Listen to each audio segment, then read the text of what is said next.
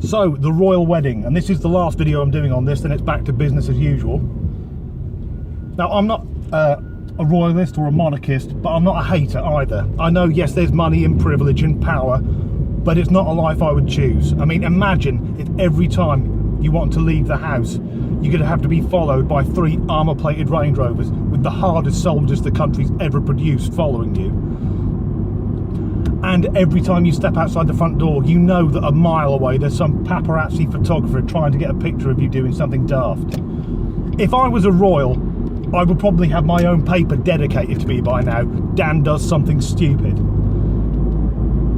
And I wasn't actually also on that, a lot of the people who really hate the royal family tend to be dole scroungers. People there moaning that someone's getting money for doing nothing. But I do believe the royals bring in a lot more money than they cost us. And I wasn't really planning to watch the wedding. What I was planning for is for Mrs. Disgruntled, who is a royalist, to watch the wedding, and I was going to have a couple of hours sleep on the sofa. But when Prince Harry got there, it dawned on me that I wasn't watching a prince or a man with titles and power and castles. I was watching a guy on his wedding day. Because the expression he had, that mixture of happiness and nerves, is exactly the same as I had when I got married. The same as most of us have. The difference being that when I got married, there weren't 1.9 billion people watching. Imagine that, gentlemen. If on your wedding day, someone tapped you on the shoulder and said, by the way, China's watching. I said, what? You know, all the Chinese people, they've all tuned in, all 1.5 billion of them. More people than that were watching this guy's wedding, and he had to keep his nerve. And then it realised that I'm actually interested in this, because we are going to get a mixed race, divorced American royal. And she turned up, and she looked so beautiful. I know she's a duchess now, so what I'm going to say next is probably have me done for treason or something, but Prince Harry, sir, if you ever want a night off, I'm happy to fill in for you. And then the service itself. I've never seen anything like this. I've never took an interest in a royal wedding before. But this,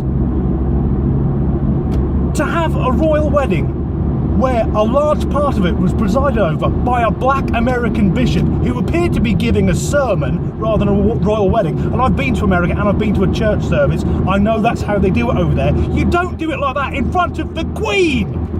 My favourite moment though was when they were actually getting married, exchanging vows, and the bishop says, repeat after me, and gets to, for richer or poorer. And it's like, mate, do you know who that is? His nan is on the currency. He's never going to be short of a few quid. But it was so good, so inclusive. And then afterwards, when they got in the carriage, and that's what we expect, that's what the British do, pomp and ceremony, the household cavalry, and so many flags waving, and so many American flags. And that was so cool. Because over the last few years, Britain and America have been locked in this sort of war to prove that we're more stupid than they are, and vice versa. It was like we went, hey, Brexit, beat that, and then America played their trump card. But yeah, people from these two countries need a bit of good news. And yeah, Britain doing what Britain does best. It's what the tourists expect to see. Us subtly reminding the rest of the world that at some point we've either been at war with them or owned their country. But for me, the day didn't finish there, because it was a friend of mine's birthday and he was playing a gig, and because it's the same day as the royal wedding, he insisted on formal attire. So that evening, I put on my dinner suit, or tuxedo if you're a vulgar foreigner, got into my Jaguar and drove to the historic city of Nottingham. I have never felt more British. A royal wedding and driving a Jag in my dinner jacket. I could have been more British only if I'd got in a Lancaster and bombed Dresden. So despite all the haters out there, congratulations to the Duke and Duchess of Sussex. Have a lovely life together. God save the Queen.